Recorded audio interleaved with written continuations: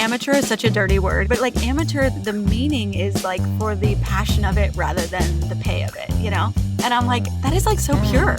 It's so pure to do something just because it's fun. Yeah. Welcome to the Creative Slash Podcast, where we explore what happens when creativity collides with everything else. I'm Brad Woodard, and I'm here with my good friend and co-host, Dustin Lee. Whether you're an artist looking to grow your following or you're just curious about where creativity can take you, this is your weekly dose of real talk about making it as a creative human. In today's episode, we share an interview with Southern California designer, writer, and musician, who is also one half of Hoodzpah, Jen Hood. We get into the wild intersections of design, music, and making things just for the hell of it. And what happens when you accidentally hug a room full of real estate execs. Jen shares what it's like starting a new music hobby late in your 30s, how growing up with entrepreneurial women shaped her mindset, and why trying things without over-planning might be the most powerful creative move you can make. If you've ever felt behind, scattered, or unsure if you're doing this creative life thing right, this one's for you. Enjoy.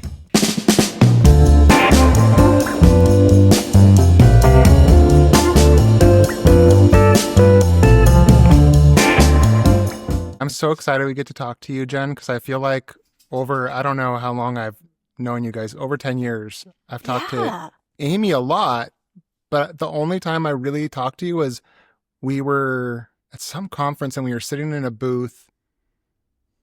Aaron Droplin, I think, was sitting at a table. We were all eating or something. I can't remember where. Yeah, it was the one in Memphis, right? Oh, Creative Works. Yeah. I think it was maybe Creative Works, yeah. It was Josh Horton's. Yeah, that was such a fun one. That was a fun one, yeah. That was a fun one. Okay, I just want to circle back because something important happened that we did not capture on the recording that I think we need to recapture, and that's the fact that Dustin Lee lives near to the guy who is in Napoleon Dynamite. We can't name his name, but he is more famous than most people we could name names of. Do you know what I mean? So, Dustin, I need you to circle back on that story. Oh yeah, okay. So I'm at a soccer practice. It's my daughter's practice, and I hear this voice, and I don't want to insult him. His voice was kind of, you know, he has a very, Napoleon Dynamite has a very classic voice. John Heater. John Heater? Yes. I hear his voice and I'm like, whose voice is that? This is someone from high school or something like that. And then I see him talking to somebody and you recognize the posture. It's not really a hunch. It's just a posture. And I'm like, who is this? Who is this? Who is this? And then it hits you and you realize that it's the dude that played Napoleon Dynamite, except for he's my age now. Blew my mind. I so wish that somehow I didn't know it was him, and then I just naturally talked to him and we became good buddies, but I didn't want to be that guy that was like, I like literally used to watch this when I was like living here when I was a kid, you know, and be a dork. But anyways, like, let's be real, amazing. that guy he can never have a friendship and not know if it was because of just him or because of his fame. Do you know what I mean? Like, that is such a weird place to be. It's like, if you would have walked up to him and genuinely not known who he was, you all would have been like, you could have been best friends forever, potentially. I know. And once you know, you can't undo it, right? You can't like undo if it. I had just been like, like he had one of those electric skateboards. Like the wheelies, the one wheel? No, like the ones. So cool. I can't even remember. I used to ride one when I lived in a neighborhood. It's like you have a little remote control and you push it to go faster. Yeah. And Are they like a longboard? Yeah, like mine was like a longboard. I can't remember what his was like, but like if I hadn't recognized him, I could have been like, dude, I have one of those too. Or hey, you want to cruise sometime? Yeah, you want to be like two 40-year-old dudes going around on these things? Let's cruise the neighborhood sometime. Yeah, that doesn't sound weird at all. Perfectly natural. Do you guys ever have that? Like, I feel like I've had this, like, you know, I was like, if I ever ran into a celebrity, I want this moment where I can run into a celebrity and just act like I don't care. Like, I don't care about their celebrity status. I mean, I know them, but it's not a big deal to me. And then I'm just like, I always think of these big celebrities. I'm like, yeah, if I ever met them, I'm just like, it's like no big deal. And then maybe, just maybe, they befriend me. Because they thought, you know, well, this guy's not fanboying. He doesn't want me for anything else. He's just chill. I feel like we might actually have something in common. Like he or she would have some sort of like moment where they're like, you know, we could hang with this guy. I think about that often. I know. But Never where do you live yet. again? What state are you guys in? Well, it wouldn't have happened there, but we're in Washington now. Okay, I'm in Washington. Okay. You're in Washington. Right. I know, you got to know what your local celebs are first. Then you have to try and, like, you know, coordinate a seemingly random interaction. Right. This is pretty much like all the skills you learn in 5th grade to be able to like coordinate a run-in with your crush. It's like these are the same things you need to recreate for your celebrity crush. Remember actually, when like that was like a big thing to think about, is just planning that? Yeah. Oh, there's a lot of work to go into something that feels very casual. Yes. No, me and Aim were in New York for the Dribble Hang Time like years ago. And we went to the Namwa Tea Palace. It's like this little dim sum place in New York City. And we were waiting. You have to wait for like a table. There's always a line. So we're sitting outside. We were sitting on the curb. And like 40 minutes had passed by, and he was like, I'm going to like, let's like look and see if like this is moving along. Are people moving? We both like raised up, look through the window. We are looking directly into the faces of Seth Meyers and John Mulaney. They are sitting at the table right directly in front of us in the window. And we go, and then they kind of looked at us like, are you going to be chill? And we were like, cool. And we just like lowered down like total creeps, you know, but we did not say a word. And I feel like we that day earned some credibility. Like we won some sort of cosmic code, contest because we gave them their moment to be normal people. But that was wild seeing them there. Wow. That would be crazy. I know you can't get a lot of impression from someone from seeing them like that, but did Seth Meyers give the vibe of being as down to earth as he is on the TV, or did it seem like he thought, he was you heard her story. He was right behind the window. Yeah. They were mostly like this, like, because we had both vibes, like popped up.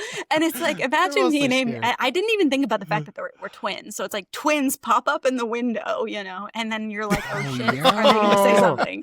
So yeah, I don't know. But they seem chill. And we were just like, and then we saw Bradley Cooper riding his bike on the way home. We were just like, this is so crazy. Jeez. We saw more celebrities in New York than we've ever seen in LA. But Aim saw Kobe once, and I saw Chris Bosh in LA. So we've seen like sports stars, but yeah, I've never seen like a legit like A-lister actor. Hey, speaking of being twins, so Brad and I talked about this before. We kind of have a brief before we meet with you, and we said, let's not talk too much about being twins. That's got to be so annoying. It's so dumb to do that. She brought it up. We didn't say it. I've broken the levee. You can go for it. But I was like, well, there's a couple. You got to ask a couple. Just it's interesting to people. So the first one was like, if you and Amy were forced to do like a Freaky Friday, and I know you like writing and things like that. So if you were forced to do a Freaky Friday switch for a week, what's the first thing that you'd ruin for her? Ruin for her? Oh, no. Oh. No, that's a good question. I wouldn't ruin anything for her. No. I would take advantage of some things, I think. Like, maybe she's leave way the better bologna out for like a week and then put it back. Amy used to have a vintage... She used to have a vintage Mercedes, and I would be driving that thing around for sure. But she sold it, so that's no longer an option. But yeah, no, that's funny that you mentioned Freaky Friday, though. I was thinking about this the other day about how, like, the closer you get to 40, the more you have like a natural Freaky Friday where you just totally understand your parents in a whole different light, And you're like, damn, they were just humans trying, like they were just they were just doing their best. You give yourself a lot of slack. Yeah, you're just like, man, like, and it's like, up until the age when you start to relate to them a little more, you're just like, you forgot me at school that one day. That one day you forgot me there. You didn't even care. And then you grow up and you're just like, man, life is so busy. How would I not forget my child a few times? I don't have any kids, but I'm just like, how do parents do it? Do I feel that? The amount of times I've like just sat back and was like, oh man, like I was just thinking about how my kids perceive me. And I was like, I don't feel like an adult. Don't do that. It's not a healthy exercise. It's like reading the comments. You just don't do it. Yeah, don't interact with them. Don't read them. No, I thought about it because I was like, I don't know. As I get older, I feel like there's a point in which I should be a fully functioning adult. I shouldn't have to call my parents to ask them questions. I should just know how to do things. And I just have not found that, or like even within my business, it's like, I feel like, I have all the answers. Anybody that comes to me, I know exactly what's going on all the business side and all these contracts. And it's not the case. I just turned 39 and I'm like, it's not the case. Maybe 40 will do it for me. Yeah, no, I don't think you ever figure it out. Some people just get good at pretending they do. Yeah. Yeah, I think it's a bit of hubris and it's a bit of bad karma to pretend like you do know exactly what's going on. We know a little bit of what's going on, let's be real. It's like we're all figuring it out. We're getting a few things nailed down, but there's just too much outside of the bell curve that you just can never account for. So you just got to be good at pivoting, man. And like making the most of it, really. That's true. It's true. I definitely feel like somewhere, I'm 44. I feel like somewhere in the past 5 years, maybe, something shifted. Like something changed in the priorities and what you care about. And then all of a sudden you realize you're like, I understand how people get to a point where they don't care about the same things. You just run out of steam you understand, to care. Yeah. You just realize, or you realize that nobody else cares or nobody's paying attention, or that in the end, the outcome really doesn't change anything about where you stand on things. Mm-hmm. Yeah.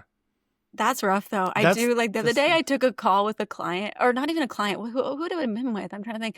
But like, I was kind of that person on the call who like, there was no pleasantries. Like there was no like gab. There was no like, greasing the wheels. I was just like, all right, and we're going to wrap this up. And I was like that boring creative director who has lost all motivation to do anything besides just push this one more rock up the hill, And I was like, oh my gosh, I need to take a break because I cannot turn into this person. Like, I remember when I used to go to client meetings, this is so embarrassing. One time I went to this client meeting, it was the biggest one me and Amy had ever had. It was probably one of the first clients that we got that was not through a friend or a friend of a friend or, who was not just like a bud, right?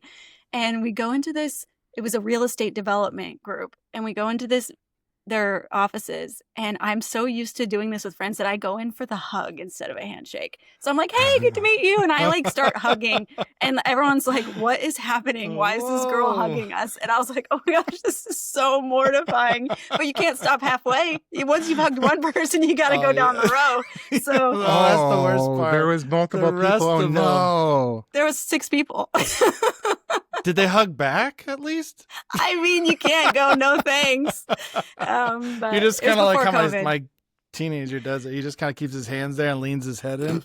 I'm like, come on, you can at least use your arms. I'm kind of trying to move them around me. That reminds me of the like, soon I'll be dead and you won't be able to hug me anymore. I love you too. Oh, what was that, Dustin? Not yet, but I'll use it. Yeah. I would say, like, have you ever done that call thing where you're just instinctively say I love you, and so you end the call and you're like, all right, I love you, and then you realize that it was just like, I don't know, like a teacher or something like that. Yeah. You're like, well, I guess I won't be talking to them ever again. That was the last time I speak to them ever. Goodness. There's this one Indian takeout place that I get takeout from, and every time I call, there's this like really awkward like social etiquette dance because the owner is both very friendly, but then we'll just like switch and be like, okay, what do you want to order? And I'm always like, oh my gosh, I'm so sorry, I've overstayed my welcome. But he'll be like, how are you? And I'm like, great. And he's like, so you've had a good week? And I'm like, yeah, doing good. How about you? He's like, anyways, what do you want to order? I'm always like, task switch. I know what to ask business. You. Yeah. Anyways, they know what to ask you for like the pleasantries and to be like, oh, this is polite. Yes. But my wife always makes fun of me for this because I also tell, like, I overshare. So my wife's always like tapping me on the shoulder. She's like, stop telling the checkout lady or whatever, like where our vacation is. Because they're like, how's your week? I'm like, well, actually we're going to go here, we're going to do this. And my kid over here, I'll just keep talking. And my wife's always like, stop. And usually people who ask how you doing, they're not asking for more than good. Right. They aren't expecting. I don't pick up on it all the time. Yeah. No, but you are like the ideal target for a social engineer hacker. You know what I mean? Like someone who just overshares and talks too much. They're like, oh yeah, how old are your kids? What are their birthdays? What's your birthday? Oh, cool. Where do you bank? Nice. Cool. Yeah. Where do you keep which pocket, left or right pocket? That's like when I go to In-N-Out, they're like, hi, how are you? I'm like, good. How are you? And they're like, good. What do you want? I'm like, right. I'll have double. Oh, you guys have In-N-Out Burger. They're building one, and they're going so slow. Wait, they won't. Which one are you looking for? Vancouver or Ridgefield? It's like up in Ridgefield, but we don't pass by Ridgefield. So, is it open now? Oh, the traffic is about a nightmare. Time. It's It's no, dude. The traffic is unreal because of it. It's like people waiting 3 hours in line just to get their double. Dang. Really? That's like when IKEA comes to town, or Target. It's like when a community gets a banner like corporate edition, you're just like, we all got to come out for this one. I remember when we got Krispy Kreme here, it was such a big deal to finally get that Krispy Kreme. That's huge. I do like We have so many Krispy Kremes that they actually deliver donuts to our Stater Brothers, like in the morning. Like you can go to the grocery store and get Krispy Kremes from Stater Brothers. I'm like, this is a match made in heaven. I think it's good. I would say, are they fresh? Oh yeah, they're still good. I mean, they're not hot and ready, but they're good. It's better than the plastic donuts that are like made by Entenmann's. You know what I mean? It's like they're like kids' toys / donut, real donut. Yeah. Yeah. For sure. Well, Jen, I had a question. You had mentioned that you play music. And I was listening to it, and it was awesome. Actually, I was glad you sent over the Spotify link. I had no clue and no context as to what kind of music, and I was like, this is something I could like jam, working out and just like, or working at like the office and just having it playing. I was like, it would be like the perfect vibe music. Yeah, it's a bit vibey. I know. I'm embarrassed to talk about it because it's like, oh, for real? Why?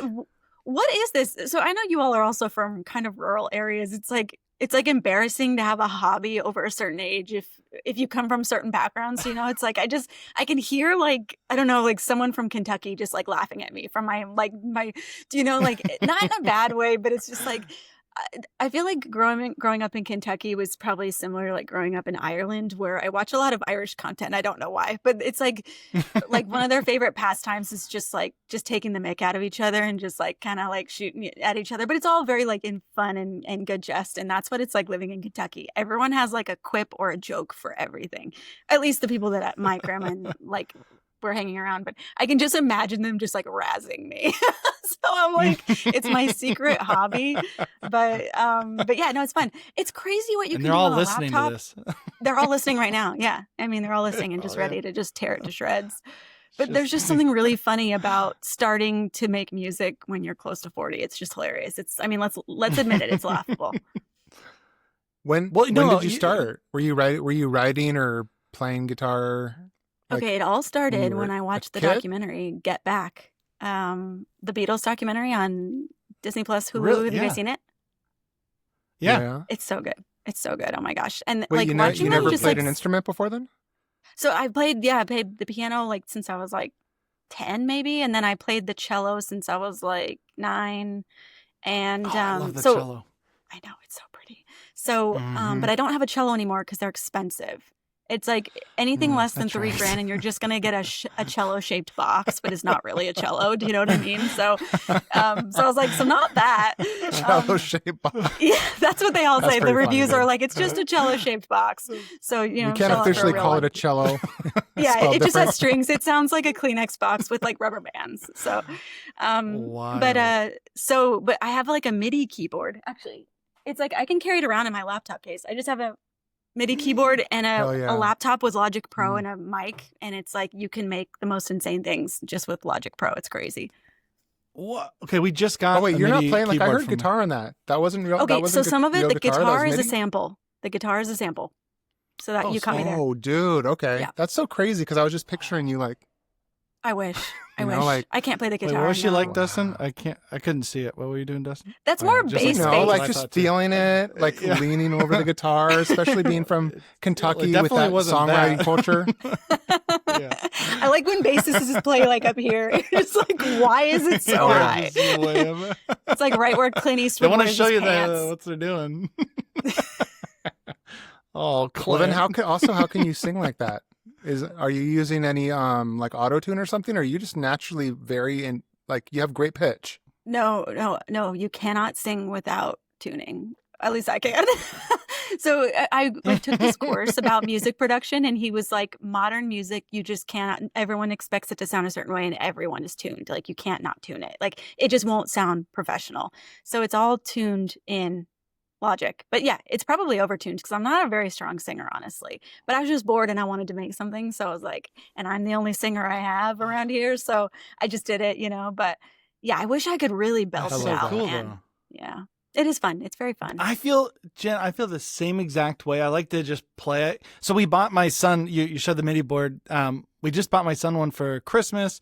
And he has like the microphone and the headset. And we kind of got him all this stuff to try to start making his own music. He's currently overwhelmed by all of the technical aspects of it. And I'm trying to I want to get into it with him. Is there any advice for us getting into it? Is there a program? I hear, what's it called? You said what was it Logic called? Pro. So that's the one Logic that's Pro? through, Apple. But the baseline free one is GarageBand. That's where I started. And what we did was we started by making joke songs for each other. Like our family, when it would be someone's birthday, we would make like a Weird Al song pretty much for them. And it would be based on one of their favorite artists. And we would just make up custom lyrics. And it's really fun to play around in GarageBand because it's so accessible and just easy.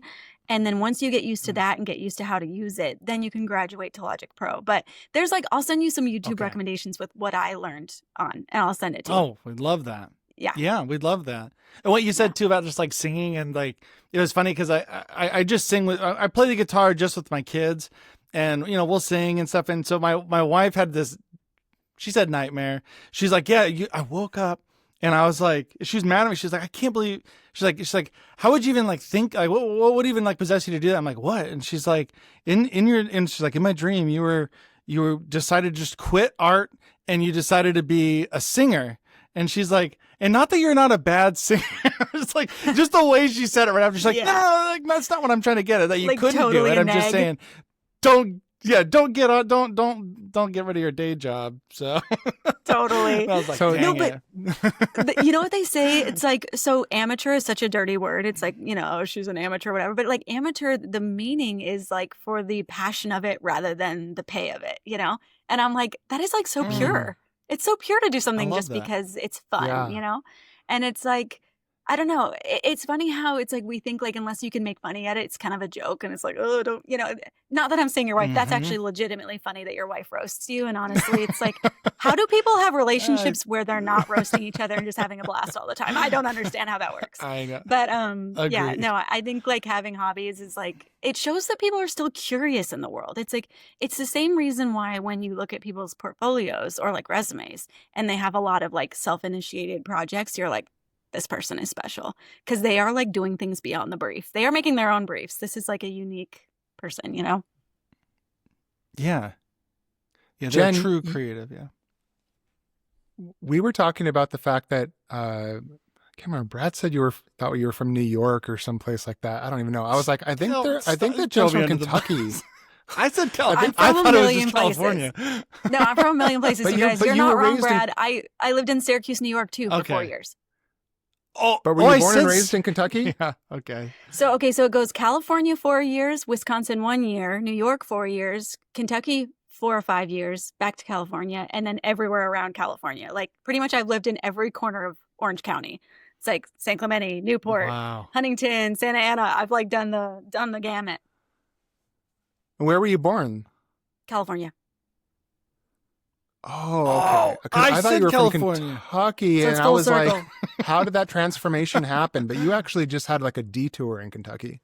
Yeah, and I guess why I say I'm from there, because it does feel that way, is my mom's whole family is from there. So, and when we moved there, we moved in with my grandma. It's your roots are there even though you weren't born there, kind of a thing. Oh, that makes sense. Oh, yeah. Okay.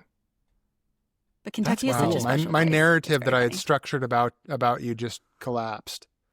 I'm sorry, I pictured you being from the middle of Kentucky, and I was going to say how does a girl from a rural town in Kentucky become someone that looks like they could be in Hollister ads, the ultimate California girl? But so you're actually not from Kentucky. You actually are born and raised California. My mom is from Kentucky. My dad is from Maryland, and they're both just kind of country bumpkin people from different places who then found their way to California. But yeah, it is funny that I do kind of look like a prototypical Californian from the SNL, sketch or whatever. Yeah. I'm going to go change the intro that we're going to write later because I need to take that out. Get this right. I expect you to get totally different vibe right. now.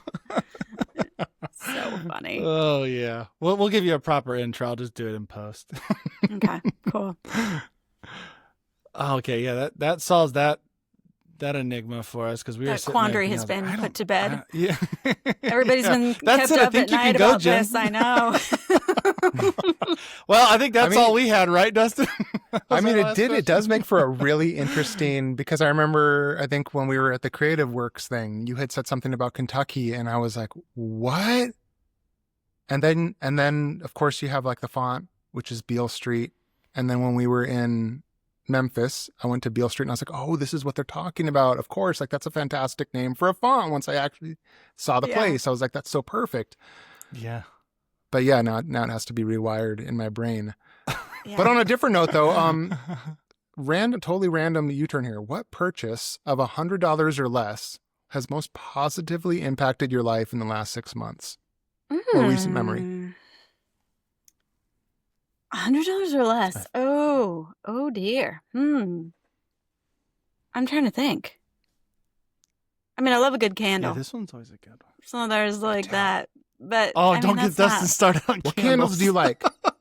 I mean, you I always opened go up for a woodsy. can of worms, Jen. I always go for woodsy, and I always go for like fall blends. Like, so it either has to smell like a Christmas tree or a fall blend.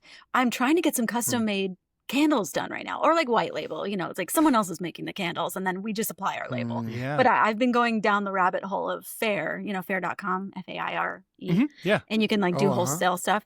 And so I'm sampling all these candles to get the perfect one to sell in the Hoodzpah shop in time for Christmas and like the holidays.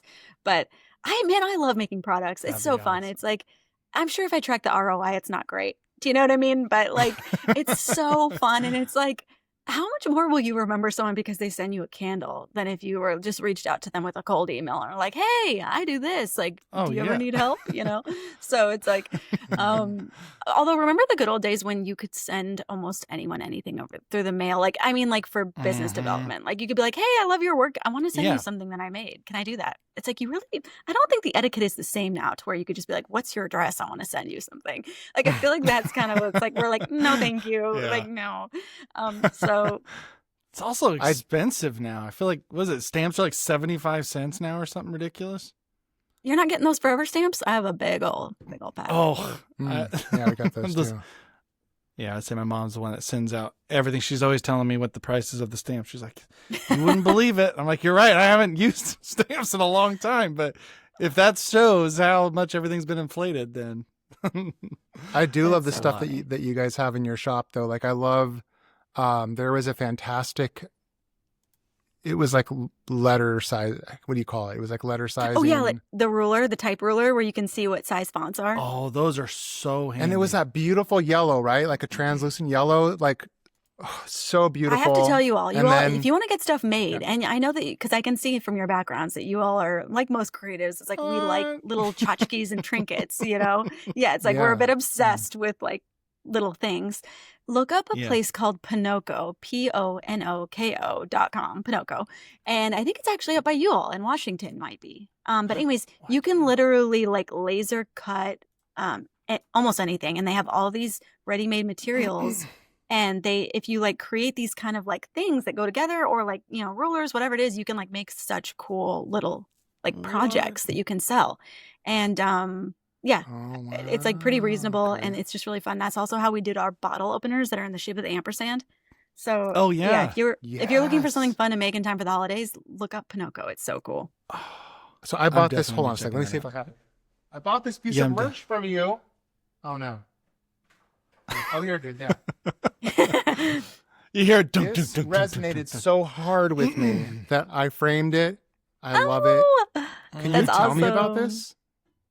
Yeah, so AIM lettered that. Not easy, but not impossible. I think it's like me and AIM have the problem where we're like, we could do that.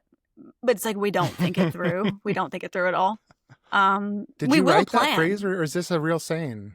Amy just made it up. Not easy, not impossible. I think it might be kind of a pull quote from our book, our Freelance and Business and Stuff book. But you mean this whole thing? You mean this whole thing? Thank you, Brad. I'm excited for the second edition. Oh yeah, I pulled it out. I was showing Clara. Oh, good. Yeah. So the second edition is going to be like, it's funny. You turn around and it's been like 7 years. So I'm like, oh, that's old. And it's like the references are really old. Like we had like a joke about Adele's Tears, and I'm like, Adele has not released an album in, I don't know, 5 years. So I'm like, this needs some fresh legs. So yeah, besides all the culture references that we need to update, we were just like, we've learned a lot. Yeah, there's the type ruler. Yep.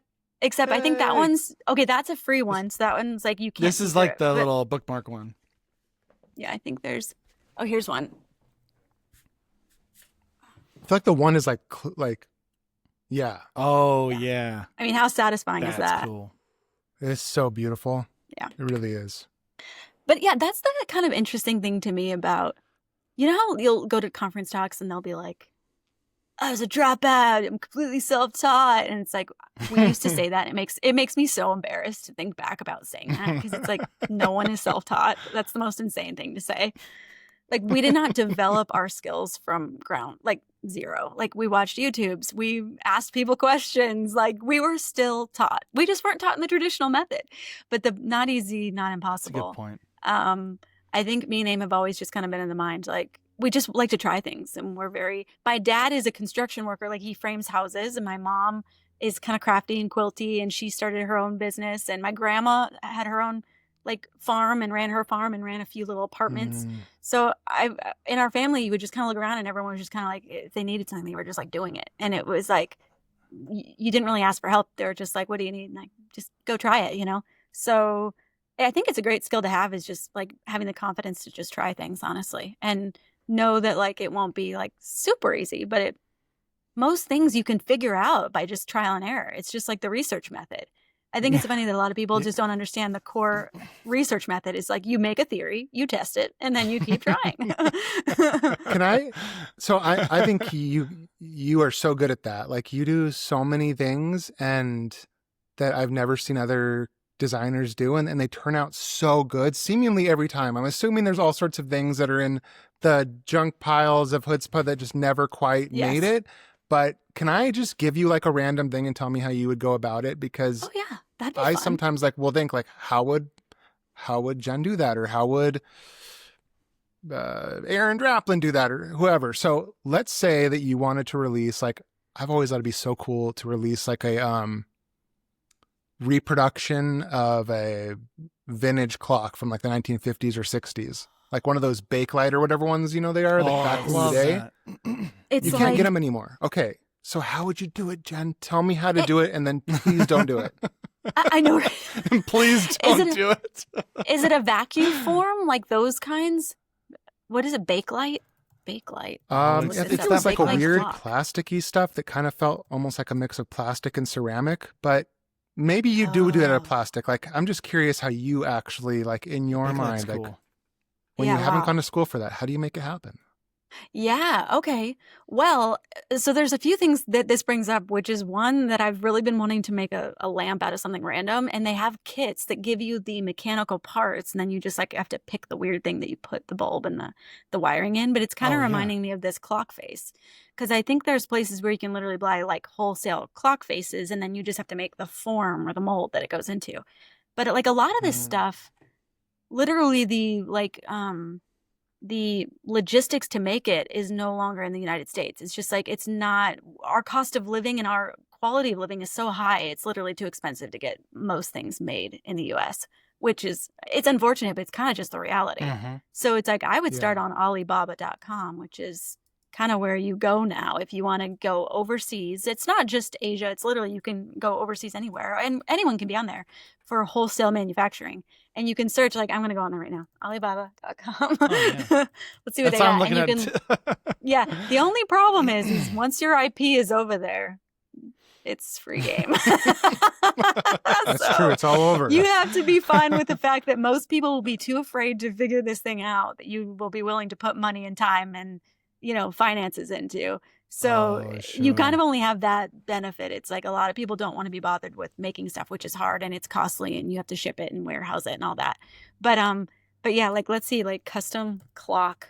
I'm like looking on Alibaba now, but that's where I'd start, is because a lot of them you can get custom molds, or you could get like the clock face pieces and then go to a place like Pinocchio, or a place that does like like fabrication of like molds. You would just have to get a custom mold for plastic, and you would just have to make the form fit that would go around your clock face. Aren't those like 20 grand or 30 grand just to get the mold, and it takes like a year? See, I always like, I think maybe I make it too hard. Maybe that's where I need a little bit of your energy. Like, I always think to myself, that's going to cost 30 grand. It's going to take a year or a year and a half to get it back. I might not even care by then. I might not even want to make clocks in a year and a half. Yeah. It's like, do I want to be a clock probably maker? aren't mature enough to There's like such an Office moment. What was it? Then Michael Scott was asking how much it was to adopt a kid, and they were saying like, oh well, the weight's this, and he's like, well, I don't even know if I want a kid by then. It's like you're gonna have it for life, bro. Yeah, like what? Okay, yeah, all the pieces are on Alibaba. Okay, so the hardest part would be getting the plastic mold, but I don't think it's as expensive as you think, Dustin. I don't think it might be as expensive.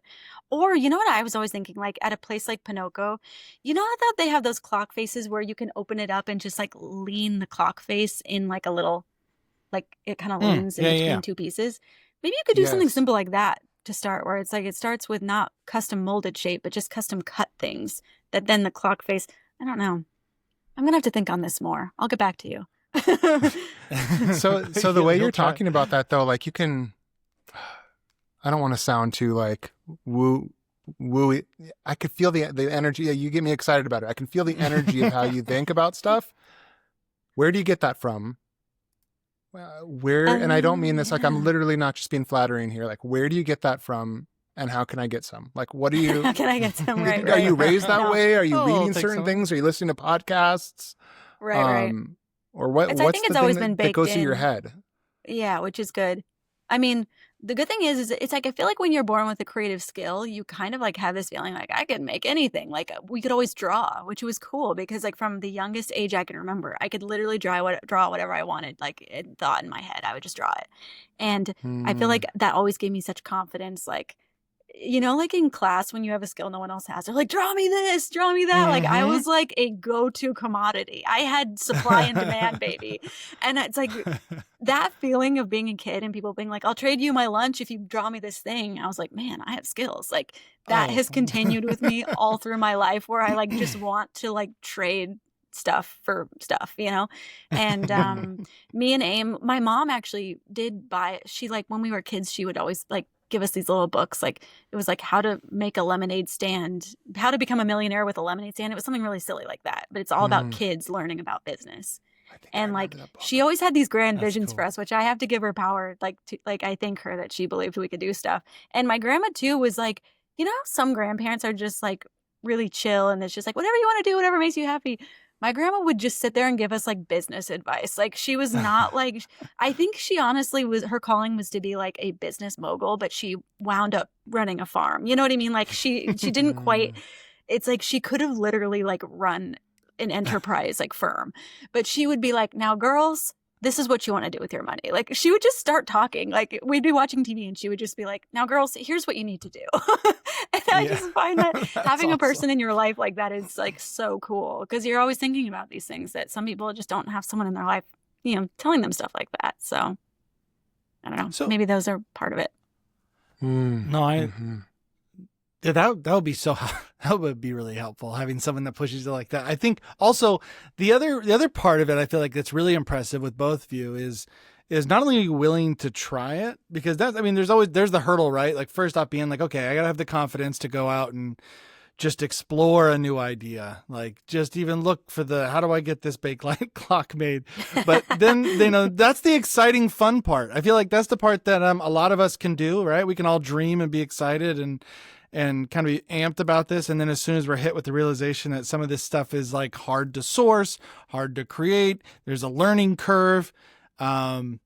What advice would you have for people who kind of get to that point when they're trying to learn something new, even at our age? You know, we want to get into a hobby and we're faced at that crucial point where Dustin and I were not too long ago with this podcast where we're like, yeah, this is going to be awesome. And then, oh no, we have to get it all set up, right? And now we have to learn some things. How do we run a podcast? For you, like what's some advice that you would give others who are trying to do that and run into those hard times?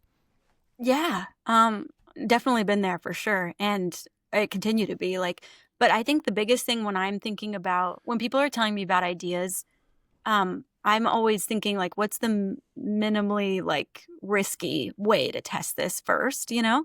And so like, even like with me, like when I was starting with my music, I was like, oh, I should get like this and that. And it's like, I forget who I was talking to. They were like, well, first make sure you're even good at it. And I'm like, that's a good point. So I just got a very cheap MIDI instrument and didn't get the whole like setup. It's like, you know, it's like, yeah, just see if you can even dedicate like a few months to this that you even enjoy and then go all in. But I think sometimes people are like, well, I need all the perfect tools first and then I'll do it. It's like, no, do it with the tools you have first.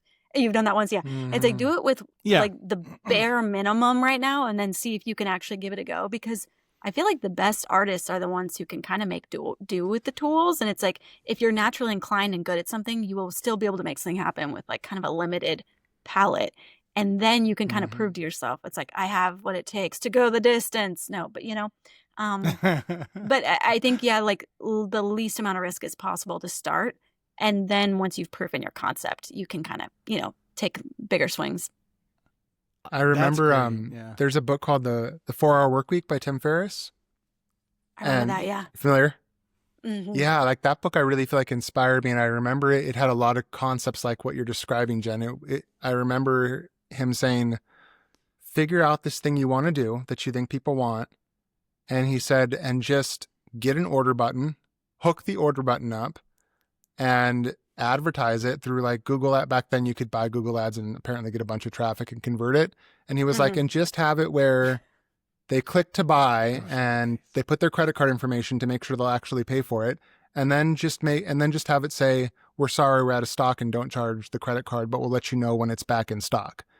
And by doing that, he eliminates all the costs because he doesn't have to actually buy anything. He's just seeing, will they actually put their credit cards in, submit, and then we know that people will actually purchase it. And interestingly, like it turns out that used to be back in the day for all of us old enough to remember, like when you'd buy stuff on TV, they'd say 6 to 8 weeks for delivery. Well, the reason was because they were hitting tiers of the amount they needed to order from China or wherever they're getting it from. They'd get the money that they'd already taken off the credit card, pay the importer or exporter, whatever you call it, ship it. So essentially they were never in the red because they waited till they hit these limits, which meant you'd wait 6 to 8 weeks. Right. But anyways, all to kind of tie back to your concept of doing things with little risk to see if it even works. That's amazing. Because it's like, we've all been there where we're like, if I make this thing, would you want one? Everyone's like, yeah. And then it's like, you make it and nobody wants it. Right. Yeah. Well, that's like, oh, you were serious. Yeah, it's like, oh, right.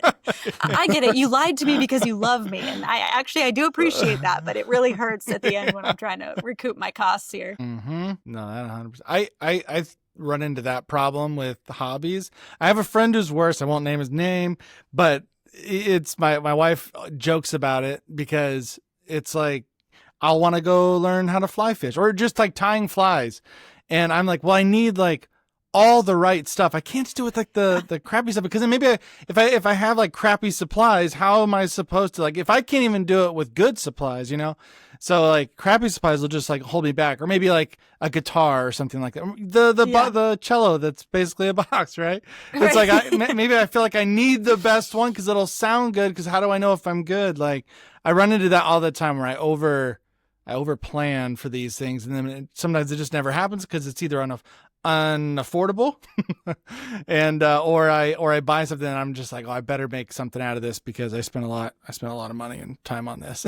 Right. I feel like anytime I hear someone say, well, you got to spend money to make money, I'm like, you're probably the very person that should not take that advice. It's like most people who use that tagline, I'm like, you're using this way too liberally. Like calm down. Hey, just throw that speaking around. Of that, okay, I got a fun little thing. Okay, so can you think of any other like creative or business sayings that you think are just absolutely horrible? Like one that I thought was horrible that now my dad used to always say was, oh, well, you know, it's all who you know. And I thought I was like, Dad, you just don't understand how it works. And as I get older, I'm like, it really is. The world works. Yeah. It's like how the whole world works. Yeah. It is. Everything is so easy if you know the right people. But like, are there any other like sayings that like creatives or like entrepreneurs say, and you're just like, that's such horrible advice? Pretty much. Well, we were talking about this right before we hit record, but pretty much anything anyone has ever quoted to me where they're like, well, you know, so-and-so says, and it's just like, it will always be a quote from like a tech tycoon. And I'm just like, who is like the 0.0001% of people who could behave that way and it work out well for. Do you know what I mean? But it's like the rest of business and commerce does not work that way. Like you can't just like not make money for 10 years, obliterate all your competition and then just own the category. Like that's just not how most industries work at all. Like, and it's also just not sustainable. It's not good practice as like a human, as a part of a collective. It's just like not a good way. So it's like the fact that we take all our business advice from like people who are just like in very specific, like from Silicon Valley pretty much. And it's just like, that is just not to me, it's not a replicable like model for most other industries, you know? It's like, startups and apps, like I don't find it applicable at all. And I'm just like, nah, I'm good. So anytime I hear like a buzz phrase or really anytime anything goes around that's like in a listicle that's advice, I'm usually like, I just take it with a grain of salt. I'm like, I think the biggest thing you can do is like just trial and error what works for yourself, because like so much of the advice is just very boilerplate. And it's just, some of it is also for very advanced people. I mean, Amy was talking to someone the other day about this, about people who've niched down, because everyone's like, if you want to make money, you have to niche, you have to specialize. That and is it's like, a big, you big really piece of don't. advice. Yeah. Yeah, you really don't have to. Some people do, and that's great. But, you know, in tougher times and tougher economies, it can actually be quite. And also, if you're first starting out freelancing, that's like really not the time to specialize, because you have no demand. You have no demand for the stuff you're doing. So that's a good swing point. wide, gather a wide net, you know, and then figure out what you specialize in. Because it's like, I've seen so many freelance sites where they're like, I do product design for, you know, green focused charities that work in central, you know, it's like they've niched it by industry, by, you know, by location, and by like, I don't know what, and by service. So it's like, now you have the smallest group of people who can use your services. Right. It's like, if anything, specialized by skill set. That makes sense to me. It's like, I'm good at illustration, I'm good at branding, I'm good at photography. To me, that is all you need to do to be successful. Because I will agree that if you go to a site with someone who's like, I'm a photographer, I'm a brander, and I do web design, I'm like, but can you really do all of them well? Yeah, you know? Yeah. Those are because I feel like there's a big industry on that, where there was like, you know, I can think of a couple particular names, but there's just like where you would fill in a little template and it would be, I am, enter specific thing you are, for, enter specific niche of this, who appreciate this thing. And you're right. Like it sounds good. And I mean, you wonder how much of it's like that whole survivorship bias thing of, you know, they say about you only hear the stories of the people that succeed because the ones that failed that did the same thing are not here to tell you the story. History is written by the victors, as they say. Yeah. Right. Oh my gosh. It's so true. Because I feel like there's people that legitimately did the same things as the successful people and it didn't work. They're just not here to tell you about it.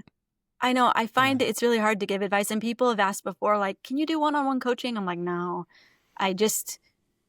I mean, everything is so, to me, it's like there are general principles. And if you're willing to do those general principles, after that, there's no magic bullet. It's really just a matter of you just have to keep doing it. Honestly, you have to keep doing it for about 3 years to figure out like what your scenario and your formula is for you. And that's just something that takes time and like tenacity. Honestly, you just have to get out there, talk about it unrelentingly, like unabashedly. Tell everybody what you're doing, constantly tell everybody what you're doing, remind them what you're doing. And you just have to do it like for about 3 years. And then you know what works for you, what your area and your demand can support, and, you know, kind of what price range you can work within. But it's like, to this day, the hardest question anyone will ever ask you is what should I charge for this? Because it's just like there's so many things that go into considering what in the world someone could charge for that, you know? So. God, I hate that. I know. I wish there was a standard template. I wish there was. Yeah. Can we nationalize design? Seriously, let's just get a union going. Come on. Yeah. What about? I feel that a lot. Sorry. No, you gotta talk, Dustin. It's okay. I was just going to ask you about like time. Like, I feel like I struggle so hard with how to prioritize things and what I should spend it feels like there's after doing this for 13 years in my business, I think there's constantly so much stuff to do. And I find myself just feeling like I'm pulled between trying to talk to contractors or employees about things because I don't want money to be burned because they're not doing the thing. And then I feel like the email needs to get done. And then I feel like I need to understand this thing with the software. Like, do you have any advice on how to, I don't know, anything that you found that has been like proven for you to prioritize what you work on, or how to stay happy and do the things you care about, but also get leverage? I don't have any like great pieces of advice. Like I feel it too. I think, actually my friend Steve Thompson from Canada, he runs a brand up in Canada, and he was telling me about this book. I'm going to find it and tell you. But he was like, I highly recommend it. Okay, of course. It's in a voice note, so I can't play right now, but I'll tell you what it is later. But he was talking about this book. It was all about like auditing your time and figuring out like which things are things that you should just delegate at this point, either because you've put it off so long that it's clear you just were not meant to do this kind of a thing. So it's like, just give it to someone else if it's that important. Or it's like, which things return the best return on investment for your time to invest it in, so that you can then pay someone to do something that's lower level, which are all like, it makes sense. They're like straightforward principles. And I definitely need to do that. It's been a while since I've like kind of audited how I spend my time. But I'm also kind of the mind that like one time someone was like, but how are you going to leave a legacy? Like, how is Hoodzpah going to continue on without you? I'm like, it won't continue on. Like, it's going to die with us. Like in our memory. Yeah. And I'm fine with that. Like, I don't need to scale it, because we did try to scale early on, which is hilarious. When you start designing, you're like, I'm an agency. I'm going to hire 10 people. It's like, tried that. we I tried that. When you did have like on your site, like you had multiple designers. Yeah. But we were just managing. Exactly. Yep. And we were managing so much, and we were just like, even more stressed out, even though we had delegated. But it's like there was a lot more risk. There was a lot more mouths to feed. There was a lot more that we had to make sure we were getting in so that everybody could, so it could keep running. And we were just like, we weren't really designing anymore. And we were like, nah, this just isn't for us. Like, we are fine with making the same, like, honestly, the same profit margin, just at a smaller level, and because it's like you scale up and it's like you're actually making less of a profit margin, and you're just like, there's so much more stress, there's so much more everything. And so we were like, okay, we're just going to be a boutique studio. People will come to us because they appreciate like that the two principals are working on it directly. It's not handed off to, just anyone. And we do have a brand designer, we have junior designers, and like we all work together on everything. But we're a team of 5 now. And that's, I think, the perfect size. If anything, we probably should get like someone to eventually help with admin and stuff.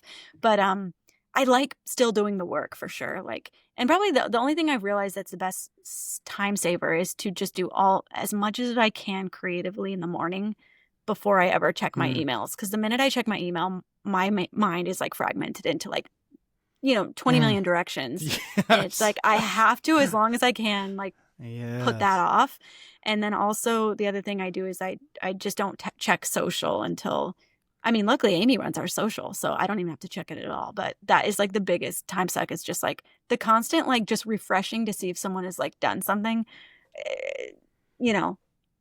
on email, on Slack, on whatever. It's just like turning it all off and just doing the work for like, I just need 2 good hours a day of creative work, and I can keep things running. So. Oh, I feel that.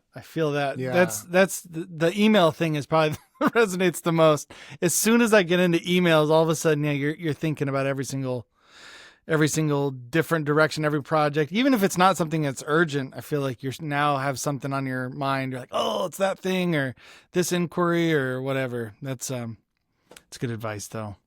Yeah. How about you guys? Do you have any hacks? About the thing? Sorry, I feel like whenever that happens, you should do like rock, paper, scissors. Yeah. I was gonna say, it's so funny is like as well, maybe you probably don't know, but I'm sure Amy messaged me when I sent a commission report and was like, hey, great job on the podcast stuff. I really appreciate it. It was so nice. And I didn't respond. Like not yet. Like I will respond. But people email me all the time, and I don't respond for like sometimes a week, sometimes 2 weeks. And I did it because like forever ago, like I had kind of slowly taken on the advice as I had kids and things like that, that I will not let text messages or phone calls or email just because someone happens to drop something on me, that all of a sudden that becomes a priority for me. And so I'm listening to a book one day about it, and they're saying, oh, we'll just do that and you'll buy all this time back. But what's hilarious is that you do that, then everyone's like, what a flake, man. They're like, hey, what an asshole. Won't return my emails. I message him. His words, not mine. And so you can't win, because when you don't do it and you try to protect your time, then people are like, that guy sucks, man. It's never. so tough, isn't it? No, I'm sure she's fine, and I'm sure she forgot about it. Or she holds a big grudge, and that's why she's not here today. She's pretty understanding. I'm sure she's fine, and I'll write her back, and I appreciate her so much. But yeah, I definitely didn't mean Amy. Amy's been always so cool, but I mean in general, like just like, people are kind of like, oh gosh, this guy. I know, it's tough, isn't it? But I think hopefully everyone is like kind of the same mind. We all give each other a little bit of room, and we're like, we're doing our best. They didn't write me back. They're probably busy. Something's going on. No big deal. It's like, right. I try not to take things. For you, like, right? Yeah. Like 2 little hours of creativity. Like, you got to protect them, or else they will. You really do. Look, it's like honestly crazy. The great thing about like the longer you do things, it's like the more dialed your process gets, as far as like, luckily I don't still need like 6 hours to like, really like marinate on things. I can get things done quicker than ever, but at the same time, it's like, if I don't have 2 hours of uninterrupted time, it's just like I'm too overwhelmed. I'm just too like frazzled to do it. So yeah, just like having those like sacred hours, it's so important. But when you're just on a high and like everything's coming so quick for like 2 weeks, and you're like, man, I'm so productive, and you keep taking on more work, and then it hits that wall where like suddenly you're like just like a blank ghost, and you have nothing in you to give anymore, and you're like, oh no like it's all on me and I have nothing left to give. Oh yeah, yes, I 100% feel that. Well, I was gonna say this is gonna be another hard turn here, but this kind of relates in a way, this question. Okay, you're in those moments, remember winding down. What TV show or movie are you watching? And is there one we're all sleeping on that you've watched lately, and we all just need to go relax and go watch it? Well, I have a go-to for every mood, but so like during the day while I'm working, I can only watch or listen to something if I'm doing something that doesn't require like heavy creativity. Well, okay, I take this back. If I'm doing something that requires very creative energy and I need to really get in the zone, I have to listen to something very familiar, something I know all the words to. Like I feel like I'm really like pumping myself up, but I don't have to think about it at all. It's in my id. My id is singing, not me. So that would be stuff like my old emo playlist, my musicals playlist, my like high school Backstreet Boys like pop music playlist, like that kind of stuff. So then if I'm working on something where I just need something like to keep me company while I'm working, and it's a little more production work, that'll be my like home renovation shows. Like love those. Love to see before and after. And then when it comes to like winding down and turning my brain off, I don't know why, but I love a good YouTube channel where people are just like either like cleaning up a yard or like making something out in the forest that they're gonna like destroy, like a little like hut in the forest, or where they're like renovating like a crazy bushcraft, renovating like a home in France that's like 300 years old, like stuff like that. I'm just like, and they don't talk, they just do it. That's mine. Yeah. Oh, okay, yeah. They're just out there working. You hear the noises of them working. No one's talking. No one's talking. And then scripted television, it's funny because the older you get, the more you've seen everything. And you're kind of like, oh, that's that kind of show. That's that kind of show. Like you kind of get jaded to, I don't know. So it's like, it's taking more for me to be interested in shows. But we did just watch Smoke on Apple Plus. And it's, I haven't heard many people talking about it. But it's. What is it again? What's the premise? Taron Egerton is a fire inspector. And they're trying to catch these I started that. arsonists. Yeah, yes. I started. It's good. It is good. And it's by the creator also wrote. So the creator is like a writer / sometimes screenplay author. And he wrote the books that then movies were based on for Mystic River, Gone Girl. Oh, wow. Oh, what were the other ones?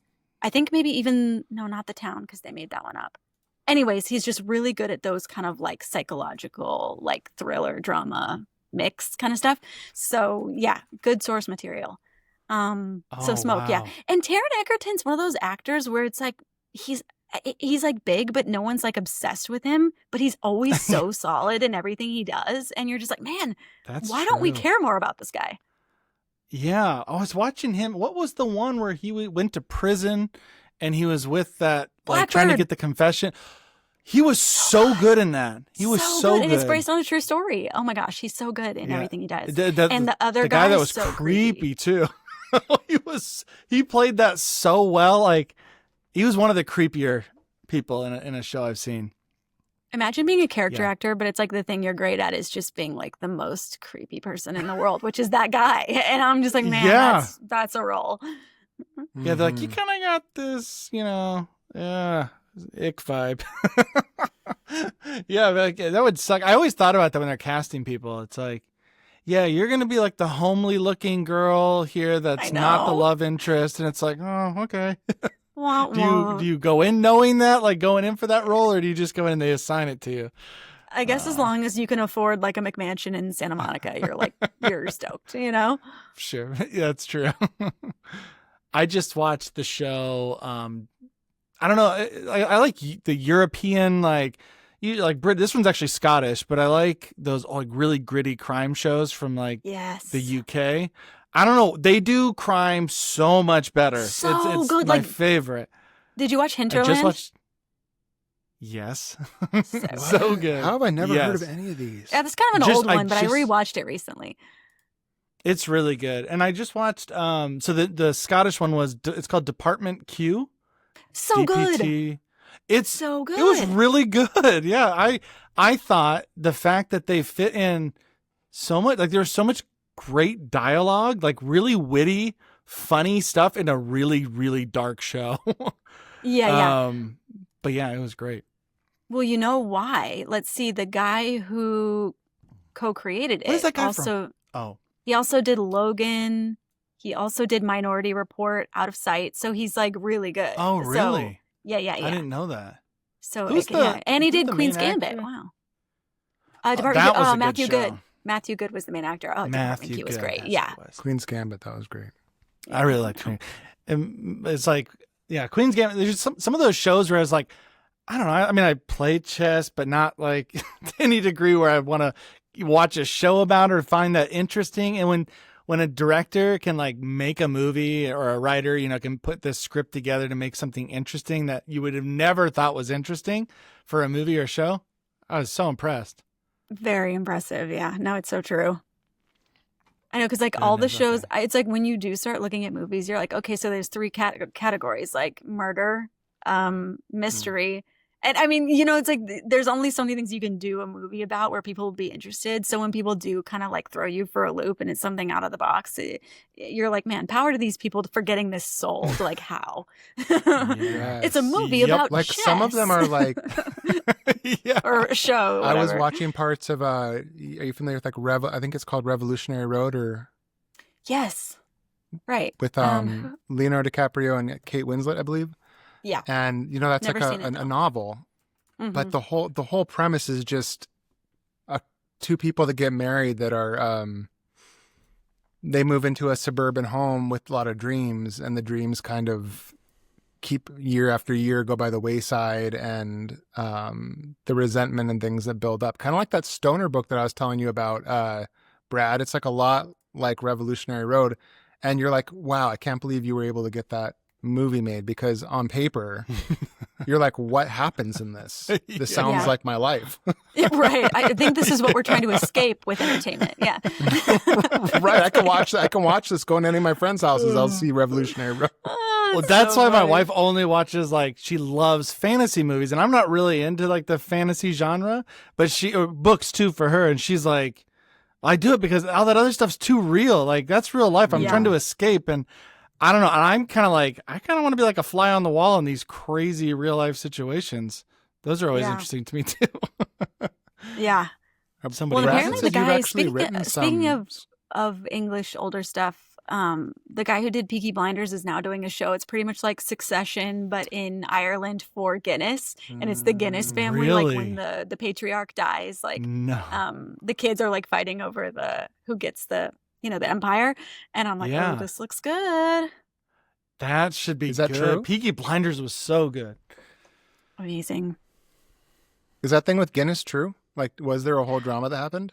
I think it is based on a true story. I'm not sure how true, though. Because, they got rights. They're using the full-blown old logo. They're using old taglines.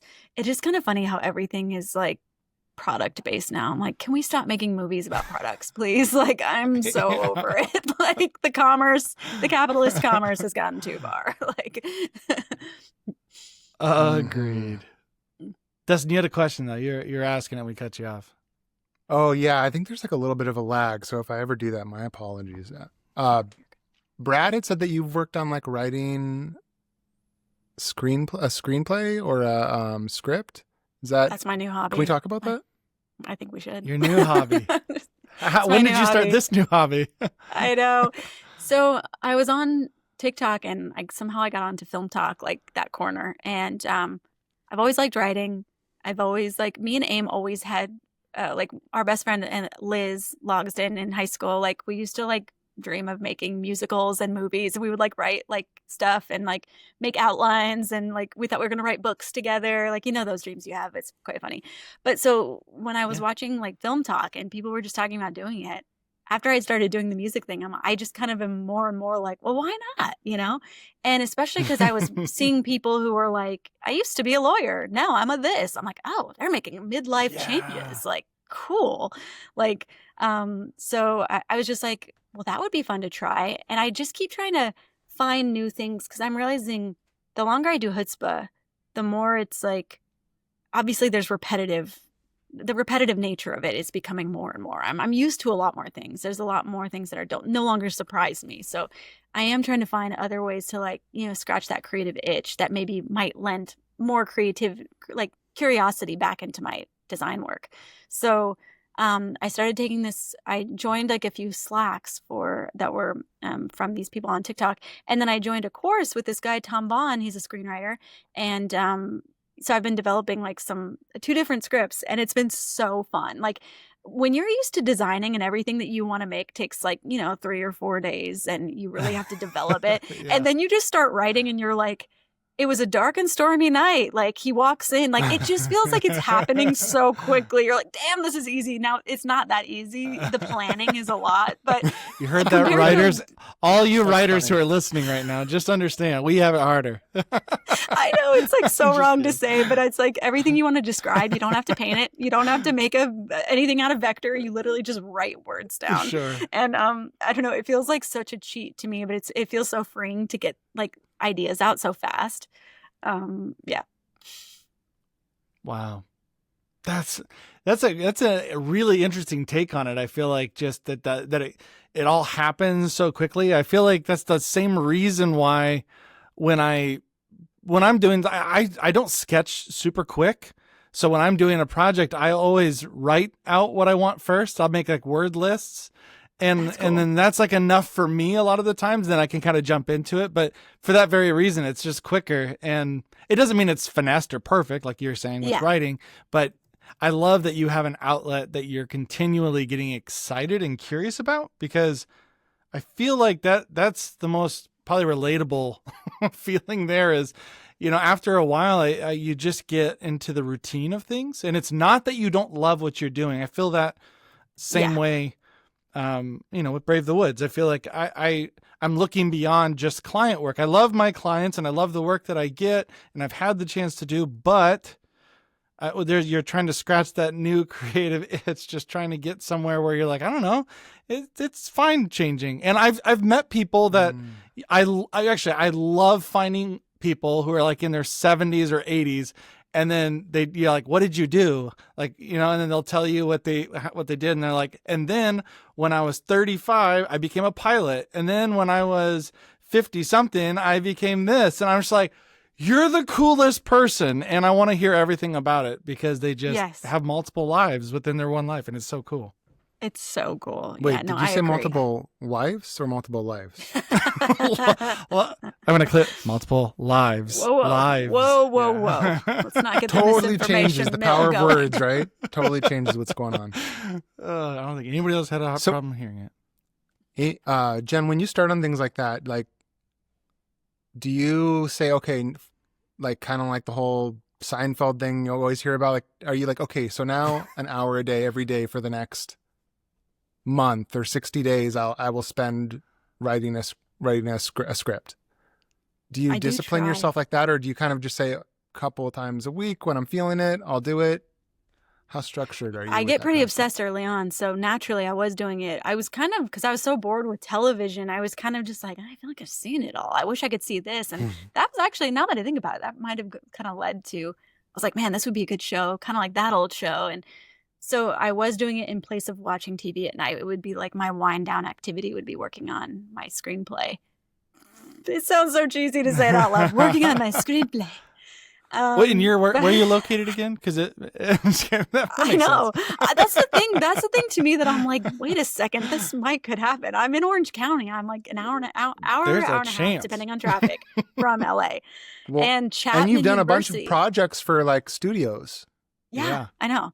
Although it's like the people that I know are so far removed from the people who could make any decision. I'm like, I know an art director at Disney, and it's like, do you think you could talk to your boss? I don't think, but Dustin, I am the same mind though. Like, because so when we worked with ILM, Industrial Light and Magic, we became good friends with the Jenny. She works there, Jenny Ely, and she edited our new edition of our book. And she's a writer and a book editor as well. And I asked her, I was like, hey, would you mind reading my screenplay too? Like as part of the trade, or whatever. And she was like, sure. And I was like, okay, so someone from ILM is going to read this eventually. So that's great. But I'm going to be pulling all my favors that I can, Dustin, for sure. And I do try and work on it at least on the weekends. Yeah, it could happen. I have to believe this. Like, it's not crazy. Yeah. You got to manifest it. We have to manifest it. Yes. Because just listen, like, think of this story. You're like a person from Southern California who has worked with a bunch of film companies, super talented, started writing scripts, and then one got bought and turned into a movie. It doesn't sound crazy. Now, someone off in, I don't know, like Iowa, that's like, I don't know, it doesn't sound crazy, Jen. I'm glad you think so, Dustin. I hope that happens for you. I'm going to keep remembering that. Yeah. I know. Yeah. I've got to finish it first, which apparently is the hardest part. So apparently it's easy to come up with an idea. Actually finishing it is the rough part. So ain't that I'll keep you the posted. truth? Yeah. I've heard it's really hard too, because like you'll have people that want, like, there's a lot of, well, we want to do this if you'll change this, or we want to do this if you'll, I mean, like, not because I'm so tight in the industry, but I've heard through all the common things we all have. I think it was John Heater. Weren't you talking to John Heater about that? At the soccer game? John Heater is the best name. Like, okay, have you guys ever talked to someone who likes hockey? And it's like people who love hockey have their own vernacular. It's like there is its own language being a hockey fan. But it's like when they're like, yeah, it was a heater. Like when the game was like a really like exciting game. It's like, that's just like a really cool last name. Some names are made for stardom. It is. That's true. And he starred on Ice too. Didn't he do wasn't he with sidekick with Will Ferrell? Blades of Glory? And Dodgeball. He was in like every movie of that era as that like token sidekick. He was in Dodgeball? Wasn't he? Am I wrong? Oh, I think so. Mm-hmm. Wait. Well, I'm not going to correct you live on air here, but one of my favorite pastimes is just looking up people on IMDb. Like we'll see them on a show and I'll like just like look them up and be like, they were in this and this and this and this. Like, I'm so Isn't that obsessed with like, and then like, yeah, it goes so deep. Yeah. Random question for you. On a scale of organic farmer's market to Costco bulk aisle, where do you fall when you shop for groceries? Oh, I'm a budget shopper. For sure. You will never catch me at a Bristol Farms or at Erewhon or whatever. Like no. Like Stater Brothers is my jam, and I remember Stater Brothers. Yeah, so in this area, it's either Vaughn's or Stater Brothers or Albertsons. And it's like Stater Brothers Ralph's, is like... right? No, do you have Ralph's there? And Ralph's, that's right, Ralph's, yeah. Ralph's, but they're owned by the same... Anyway, Stater Brothers is kind of like the bargain shopping and 99-cent store, which so both those spots are good. Is it a true 99-cent store or is it a dollars store? Oh, I know. Nice. They just went under. So you're right. They went bankrupt or something, and then they got bought out. They couldn't do it. I don't know. Yeah, but they have good Mexican candy there. Yeah. But Costco. So my brother used to work at Costco as a greeter, so we used to get like hooked up with the hot dogs. The whole shebang. They have a great cheesecake there. So Costco's the stuff. Oh, they do have good cheesecake. They do. And they had what was that chocolate? What was that chocolate cake they had? It was like. The richest with the flakes on it, with like the chocolate flaky. Yeah, it is used to get those so for rich. Birthdays every year. It's Goodness so good. gracious, yeah. And then my dad's boss is married to a Costco manager, so I feel like I've got ins at Costco. If we ever need to like pull any strings, So just saying. Now I know if we have to reach out. Now I know. I know somebody with some family at Costco. Yeah. Oh, Costco royalty here. That's wow. Funny. Dustin, are you was that at the end of that question? The question sounded like it had to add more meaning to it than. Well, no, it does. Like it's supposed to be like a highly psychological, deeply digging question. We asked what does it say about me? To create a question that would dig deep into something about someone without them having to reveal too much about themselves. That's so funny. He didn't want to ask because we were joking because you had said like most every single other person that's come on here has been like there because I asked beforehand. I said what do you want to avoid talking about? Everyone's like politics. No politics except for Aaron Draplin. He doesn't. He was like, let's do it. He was like, let's talk about it. Aaron, if you're listening, we couldn't stop you. No, it was, but it was funny. I was like, so when you had said that, I told him, I was like, hey, she just does not want to talk about politics. It's the only thing she didn't say. And he's like, okay, I think I can get around that one by asking some questions to get some answers. Yeah, he goes, I think I can get around that one. I know he's not going to dig around a little bit. We can get to the bottom of this real quick. Oh my gosh. We used to go to the Dollar General with my grandma, and she was like such a bargain shopper. She would literally be telling the checkout lady, like, well, I could get this for $1 less over at Walmart. And I'm just like, this lady doesn't care. She is employed here as an hourly worker. She has no control over the pricing. The pricing is set at HQ, okay? Like, we are talking, like, why are we making this woman's life miserable? But, oh my gosh. Oh my. Well, my wife is Mexican, and she comes from like a family that they were grew up with very, very little. And the tolerance for wastefulness between myself and her is so vast. Like they'll be, and God bless her soul, because if it was me, we would be broke because I would be throwing out like half gallons of milk because it had been open for 2 days. Like I would be, I don't know, like, but yeah, it is wild. It made me think of that when you're mentioning the Mexican candy too. Cause yeah. Oh, my wife's grandma, she had, I have a very vivid memory. I'm only going to share a story because it fits along perfectly with what we're talking about. Because she was the same way. I think it's probably that era. A lot of them lived through the Depression. And so they had to kind of keep everything that they, or they had to move a lot, and so they held on. Some of them were like military brats, and then they had to like get rid of things if they had to move. And so I know a lot of them because my wife's other grandma, she's a hoarder, complete hoarder, like tunnels, like TLC hoarders show.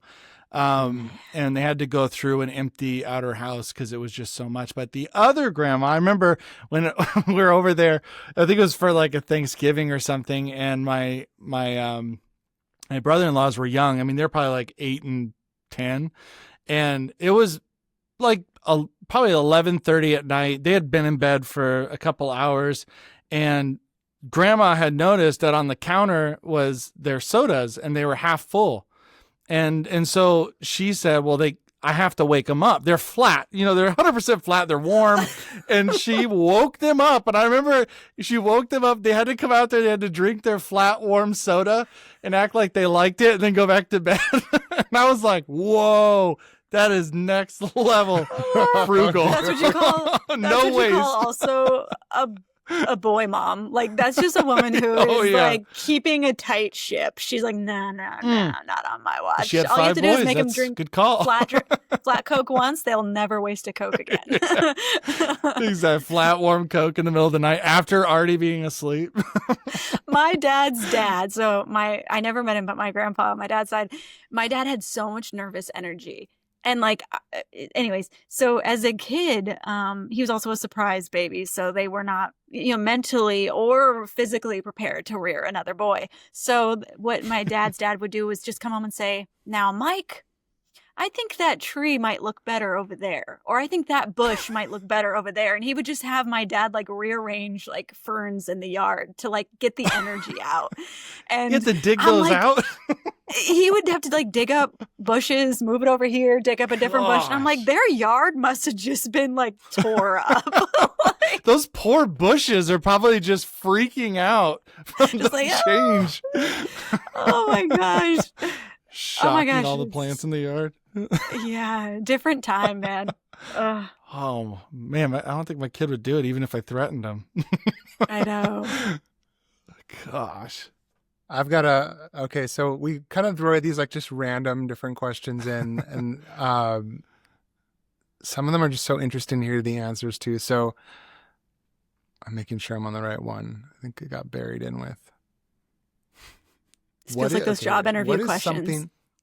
Yeah, what? What'd you say? It feels like those job interview questions where they're like, imagine you're in a scenario where 2 coworkers don't get along. It's like those algebra equations where they're like, if boat A leaves the dock at 10:30 and boat B leaves the dock at 4:30, I'm just like, yes. That's exactly what it is. Okay, so skip that question since you knew it. Cross that one out. Number 2, what is something really weird or unsettling that happens to you on a regular basis? Oh, do you ever have those intrusive thoughts and it's just like of terrible things happening and you're just like, no, not that. Okay, I don't know. In French, no, my wife has those and she tells me all about them and it freaks me out. I'm like, wait, are you foreseeing something? Or wait a second, are you a visionary? Yeah. Are you? I don't know, but if you are, this is terrifying. I know. It's like where every time I back out of my garage, I'm just like, what if there's a person back there, but I can't see them? For some reason, they're hunched down and I might hit them. And I just have to, I don't know why. It's like, I can't just get past the fact that I just walked in my car. No one was there. It's fine. Just back out. Just back out. You're fine. Or like, I don't know. It's like, I'll be like standing close to the edge, or I'll see like nowadays, like, when you were like a teenager and like you'd go over to your friend's house, their parents are gone, you jump off the roof into the pool, you're just like insane. And it's like, we used to do shit like that. Now I see stuff like that. I'm like, they're going to crack their skull. They're going to crack their skull. And that's all I can think about is someone cracking their skull, jumping into a pool. And I'm just like, is this what happens when you get older? You just think about all the worst things that could happen in the universe. And you're just like, you just become fearful. Probably. This is just what happens. But you know more. That's why I think that's the thing. I was thinking about this too, because I found that I felt like, why am I more fearful of things as I get older? I feel like I'm just like, oh no, I don't want to do that because this could happen. I think it's just, it's got to be because we just know more, right? It's because we're more aware of the risk, and we have our smooth little ping pong brains as teenagers. We're not thinking of that. Like nothing's fully developed. They say that until you're 25, I think, what is it called? Your prefrontal cortex or whatever is not fully formed, which is the part that helps you anticipate the consequences of things. So maybe it's that as you get older, like you're really good at being like, well, if that happens, then forever that person's in a wheelchair, and then this happens, and oh no, that can't. I have no health insurance. No. Or if I back up and I hit somebody, then I'm going to be in an orange jumpsuit. I'm going to be doing manslaughter for 20 years, and like then this family is going to hate me forever, and I need to stop the car. I need to get out, and I just need to like, for a third time, just to be sure. I'm like, either this is the beginning of OCD that I've developed, or no. But I think we're diagnosing her right now. Do you ever have that with animals, like where you're driving and like there's like the tiniest little bump, and then you start to get paranoid that you hit an animal? I honestly one time did. Like, it was a rainstorm. It was dark at night, and we hit a dog, and I still sometimes it'll just come to me, and like, there's like memories you just can't, and like the intrusive thoughts thing, or it's like you've seen something that really bad that happened to someone and it just like kind of comes at you. You're like, oh, I just need to stop thinking about this. Or like, obviously there's the other ones, like socially embarrassing moments that like literally come back to haunt you like years later, and you just can't stop thinking about this one time that whatever it was happened. But anyways, yeah. There was that a one time you when, hugged your clients. Yes. All with the S at the end is my favorite. You had to hug all of them. In the conference room, we just so like went bad. around. Right here, right? You can feel that like tingling of like fight or flight, just thinking about it. I feel for you. I had that one time we were driving, I was driving my daughter home, and we live up pretty high in the hills, and it was foggy, and there's this one area where someone has put these really carefully hand-painted signs that say like cat crossing, and it was super foggy, it was dark, and I'm driving, and I just hear, you hear that da-ding. And like I swear something came out of the corner, right? And I'm like, oh no. And so I get my daughter home. I don't want to have her involved with that. So I drop her off, and then I'm like, I have to go back and walk around, because if it's someone's cat, like I'm just picturing finding this cat and walking up to the house and how awful that is, but I don't want to leave that cat there and then have that person have that happen. And I walked that road for probably 30 or 40 minutes looking for this. I think it was a fictional cat, or it was a raccoon. I don't know. I never found it. There was no signs of anything. But once you get it in your mind starts to paint everything in. Yeah. And then you're like, what's true? I don't even know it's true anymore. Yeah. Yeah. You know? That's weird. Yeah. Like when you're backing up, right? Like you're like, but did I not see anything? It probably hobbled off into the bushes. Oh, don't say it, Brad. It died in the woods. Oh, gosh. Oh, yeah. You definitely hit it. You just didn't see it afterwards. Yeah. But I think that speaks volumes of your character, Dustin, that you went back and tried to find it so you could alert the family. I mean, that's crazy. That's a better way to look You're one of at those people who would turn yourself in if you ever did anything terrible. I don't know. The other weird thing that's been happening to me lately, let me know if you all have experienced this. People just inviting me to random calendar events. This is like their new way of spamming me, and is just like inviting me to calendar events for meetings. Like, this is like their like way of cold. But I'm like, this is so intrusive. Just invite you to a meeting. Like, this is so freaking intrusive. Like, no, thank you. Wait, what do you mean? That's not like, see, we're not at that celebrity status, Jen, so we don't get these yet. We're gonna get there. Yeah. It's like people who want to talk about like developing ads, shit like that, where they're like, really? They'll just put a meeting on the books. And I'm like, no, thank you. They just throw your email in there and just get you the like invite? with special guest Jen Hood, and they're just like, by the way, you're invited. They just, I guess, hope that I don't pay much attention, and I'm so busy that I just attend, I think. Oh, wow. I'm like, my world is not that large, so I know that you are an interloper. You're an interloper, and I'm not falling for this. And then now all of my spam calls, all my scam calls come from places I used to live. Like, it's always the area codes that I used to live in. So clearly my data has been hacked or whatever. Or they can look up, this is the annoying thing about being the like person on your business filings. So it's like every time I follow my statement of incorporation papers again, I will get the most insane onslaught of junk scam spam stuff because I have to put my name and it's public record and my phone number. So anyways, it's always now from places I used to live. I'm like, man, they're getting smart. They're getting so smart. Because I'm always like, if someone died in my old hometown that I need to answer this phone call, it's always scams. You don't have their number saved? Yeah, right. Whatever it is. Yeah. That's true though. I always get it. It's the right area code for you to be like, I might know somebody there. Yeah. But you also gave me the idea that you can lure celebrities in through I didn't know you could do that. I guess that's now we know. We can get John Heater on here. We'll just invite him to a Creative/Podcast session and just see if he shows up. There you go. Couldn't hurt, right? Fortune favors the brave. Okay, so Brad had told me that I think didn't you say that Josh Ariza lives that you guys are friends? Then does he live in the area? Yep. We live so like I gotta tell you, this was to me was so hilarious. I still give Brad a hard time about this. Wait, what did I do?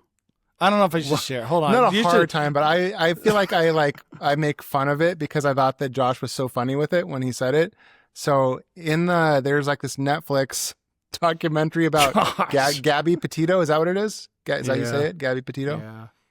So Josh is on, and it comes up that Brad's poster, which is like, it used to be behind me. I don't know what I did with it. It's to your left. It's like over here. Anyway, it's in the background when they're having their conversations, like when they film themselves in the van on their trip. The map got turned into a towel. So REI sold it as a towel. That's amazing. Yeah. Like in the real thing. And so like Josh is on, and then Josh gets quiet, and he's like being contemplative for a minute. And then he goes, you kind of makes you wonder if maybe if you had never made that poster, if maybe she would still be alive.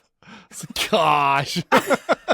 It's literally their whole, like, he's like, the map probably inspired them to go around to the fifth, through all the parks, and and that's probably what they were using. So they probably wouldn't have gone if they weren't inspired by the freaking towel. Oh my gosh. Dude, that's what I love. Josh made me crack up so hard, dude. I love Josh Ariza so much. He's so funny. Like, so we have a text thread with him and another friend, and literally I treasure it so much because it's just like bullshit. Like, it's not like, hey, how have you all been? It's like, it kind of skips past that just straight to like, WTF about this, that, or the other. And just like, then we just totally razz each other, like just all day for like weeks on end.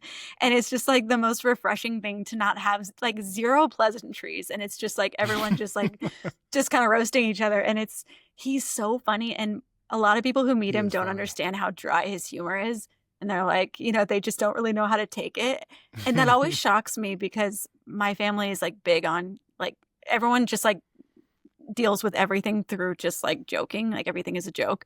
And so like everyone. To me it's like I'm like, this is where I feel comfortable. But like a lot of people are like, what's his deal? I'm like, no, he's so special. Like, he's funny. He's really solid. So funny. Oh, and he's so talented. He's literally one of the most productive people. Ariza is one of the most productive people I've ever met. Like, the time he has to invest in relationships and friendships beyond running his own brand, which is like one of the hardest things in the world to do, is to run a merch line. Like, it just is. And then he also has a creative studio that works with Taco Bell, Nike. Like, it's insane. It's just unbelievable, really. Yeah. It just taught you in our interview. I was like, I don't know how you do all the things that you're doing. But I almost noticed it's kind of a California thing. Like, maybe that's way overgeneralizing, but like a Southern California, there's a vibe there with the creatives where I was just talking to Dustin. I was like, it's so interesting because I only lived there for a year. I lived in Costa Mesa when I worked for Column 5. I forgot that. Right. Yeah. It was early on. Like, that was my first job out of college. That's amazing. And I was hire number 15 at Column 5. So it was teeny tiny. It was above the subway and the post office, like in a little apartment that they just took out all the doors. So the rooms were just nooks. But yeah, it was, I just felt like when you were there, people worked just as hard. I felt like at like achieving their dreams and taking risks and things, but there's just something about how they're able to balance like having hobbies and being able to hang out with friends and be down to earth. And it was such a jarring, switch up for me when I went to Boston. It was right after that I went to Boston and worked in an ad agency, and I was like, whoa, it is so special what you have going on there in Southern California. And every time I go visit, you can feel it with all the creatives that are there. And it's such a, I don't know if that's not a question. It's just, I think you're right. to note that. Yeah. I think it's literally an unescapable like offshoot of the ocean. It is the ocean, the power of the ocean. Honestly, it's like, how do you live by that and think I should just be inside at my computer all day? Like, no, it calls to you. It calls to you and you can hear it and you have to go. Like, you see a sunset and you're like, all right, we're clocking out. We got to go see the sunset. I think there is something. Yeah. I was born in the Bay Area and then moved up here, and then I moved back to the Bay Area for a couple of years.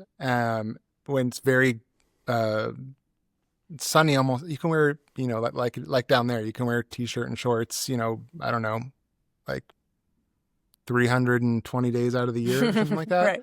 And I feel like you get that sun and that vitamin D, and you get that like just movement more outside and stuff. And I feel like it creates more energy or something, like legit.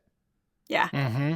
It's true. And I feel like, too, any town or I guess, city or area where it's kind of a destination and people are literally like leaving where they're from to go in hopes of doing something, which Southern California is definitely like a place where people are like, I gotta get to California. When I get to California, I will make my dreams come true. Like, it's cheesy, but it's like, it is one of those places. I think those places will always attract people who are like really trying to, I don't know, like maximize, like they have these visions of what their life is going to be and they're going for it. You know, in the same way that New York, a lot of, the transplants, although New York has a very, like a crusty, like grunginess to it that I love. Yeah. Oh, man. But yeah. Yeah, that's true. There's like that filter of you have to, like, I feel like most people move to California or a higher majority than most places. So there's sort of this filter that you have to have made the trek out there. Yeah.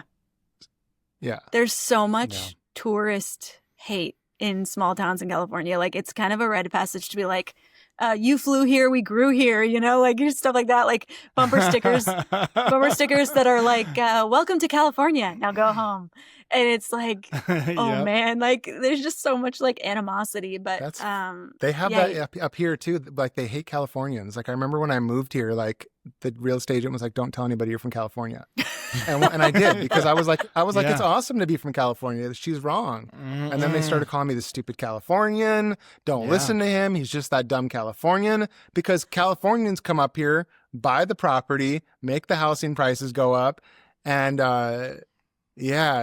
but I mean, let's be real, Jen. California is really better. I mean, there's something kind of cool about being so like, it's like they love to hate it. That's kind of a badge in and of itself, you know?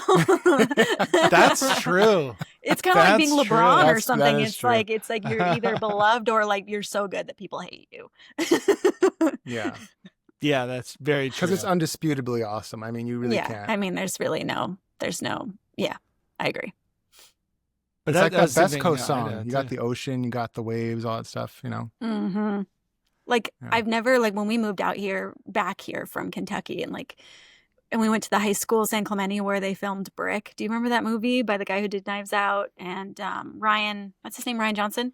His first movie ever, he went to San Clemente High School, Brick. And he filmed it at San Clemente. Anyways, it's a good little, like, sleeper, like, indie movie. It's got this, like, film noir vibe to it, even though it's, like, teenagers. Yeah. But when we moved to San Clemente and we started going to that high school, and they had like a surf team, and it was like the surf team was the cool kids, not the football team, which in rural America, the footballers are everything. But then it's like, I'm like, I'm sorry, there's a surf team. And it was just like, it blew my mind. Like, and like, then we started our studio in Newport, and we would be working, and then there would be like good sets down at the Wedge. And all of a sudden, like, there was just, like, cars lined up, and everybody had left work to go surf the Wedge. And it's like, we would just walk down and, like, watch them surf the Wedge for a while. And it's just like, what a way to live. I mean, then it got too expensive. Then it's like, it was so freaking expensive. So we left. But, I mean, to live there even for, like, the heyday of those few years was, like, so fun. Oh, man. It's such a beautiful area. We were so poor when we lived there because it was, like I said, right out of college. And we had our first kid there, but we did everything for you. Like we were so close to, like, from there you could see the fireworks from Disneyland. Yeah. We could never afford to go to Disneyland, but we watched them every night off our balcony, being like, that'll be cool. We live here. It'd be cool to go there. But we ended up but the thing about California too, is like, you can go and not spend a dime and just enjoy the best day. time of your life. Yeah. Oh man, just driving down the coast anywhere. I mean, like, it was so gorgeous. You don't have to have money to necessarily enjoy things there. You just have to have money if you want to stay and live there. And honestly, Disneyland is the biggest ripoff, in my opinion. I think it's like such a freaking con job to go to Disneyland. I'm just like, these people, the balls on these people. I love like Disneyland. But it's like too freaking expensive. It's the commercial says, expensive. The rent is too damn high. Well, so is the ticket price at Disneyland. And I'm just like, I think we're going to we're living to see the downfall, like the crack of Disney. Like, remember when it's like $700 a night? Is that a lot? It's too much. They told me that's just normal California prices. Don't think about it. And so we did it. Right. I don't know. Like, I I haven't. didn't really say that, but I didn't pay that. When I have to think that they kind of pulled one over on you. But I think the tickets, the food, the I'm parking. joking, they didn't say that. Okay, good. Yeah. But it's It too is much. expensive. Yeah, It is a lot. Yeah. Yeah. Yeah, it's one of those And things even the you just movies get are flopping. Like, once. I'm just kind of shocked. I'm like, wow, we're watching the downfall of like a monolith. Like, it's kind of crazy to see it happen in real time. Yeah, I Yeah, heard it something is say that really like sad. Jennifer Lawrence was like the last true movie star. Like there's not really movie stars in the way that there used to be. Weird. You know, you don't Yeah. get really that same thing anymore like you used to. I know. Yeah. Or maybe we're just experiencing like the full turnover of our stars. You know what I mean? It's like our Brads, our Toms, our Georges, our Jennifers, like our Denzels, they're like aging out. Like we need a new set. But it's like those had to age out before we had room for a new set. And now it's like Denzel's son. Denzel's Yeah. son. It's so weird seeing him act. He's like, just reminds you so much of his dad. He sounds just like him. Yeah. Which apparently I think you say it Denzel. Like he finally came out and admitted like we've all been saying No his way. name wrong. Denzel. Yeah. I'll have to call him up and apologize. Yeah. We'll have to add that calendar event and make sure we make things right. Yeah, well, I'll have to have him on here. Hey, you living down there, have you ever like gone past like, and I was just thinking of like legends, right? Like I was thinking there's not going that would probably be like someone like Michael Jackson again. Have you ever gone past Neverland? Did you ever jump the fence and go in or got any fun stories about that? Is it down here? Wait, where's Neverland? Where is it? I my thought for some understanding reason it was like Neverland in Valley the Ranch is like north a little bit, like right outside of Beverly Hills, like 50 miles. Are we all looking it up? Okay. Neverland. I know. Is it? Clearly I thought she's it not was. been there, but it is. It's in Santa Barbara. Okay, Santa Barbara. I've never been. Never been. Renamed Never been, huh? Sycamore Valley Ranch. I had to go through the rebranding. That's funny. Yeah. I'd say that'd probably be a good rebrand. I love visiting old houses though, like the Hearst house, the Vanderbilt house. Like there's some cool old houses to Vanderbilt House. Yeah. And then down here, there's an area called Los Rios, San Juan Capistrano. It's where one of the oldest missions is, and it's also it's like the oldest neighborhood in California is Los Rios, and it's haunted. Like they say, it's haunted, and it's like really cool, creepy vibes down there. That's awesome. Wow. Mm-hmm. Do you believe in ghosts? I mean, yeah. Why not? No, I'm just kidding. I don't know. I've never had a ghost encounter, but my wife has, and so she's always just like all about the ghost tours and all that stuff. And I'm like, cool. I mean, it's fun. It's fun to get like creeped out a little, but never had an experience with a ghost or something otherworldly. Every time you say that, a ghost I want to dies. believe. I do believe in fairies. I do believe in fairies. I do believe. We rewatched Hook the other day. Hook is like so good, but it's also so It's so unhinged. good. Like when you watch it with fresh eyes and ears, John Williams is just going like ham the whole time. Like there is never a moment's silence. It's just like like it's just crazy. John Williams like turned up to 11 for an hour and a half or 2 hours. He's just like And, coked out so just hard coked out like John during that Williams. movie, like writing music. I'm gonna admit it was a little too much. It I was like, this is so why am I so stressed? Oh, because flutes and horns have been doing like this for like 2 hours straight. Oh my Anyways. gosh. I mean, yeah, that's going to stress me out now thinking about it. Because I always like have good memories around that movie. But yeah, there's some of these old movies you watch and like as an adult, you watch them. Like I keep saying, Crystal really should be in here. I keep talking about her here. But she grew up with watching the show Grease as a kid. That was like her sick day movie.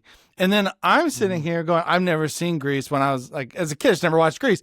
And so she showed it to me for the first time. And I was like, you watched this as a kid? Like this was like your There is so 8-year-old much sexual content in that movie. So like, much. And no no consent. There was just wild. I was like, how in the world did you get away with watching that?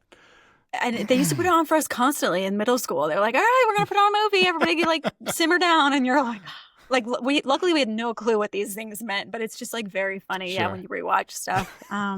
Yeah. It's funny how you rewatched- watch that stuff and you don't think about it back when you're a kid. I know you don't even put it together. Like it doesn't even like calculate. Yeah.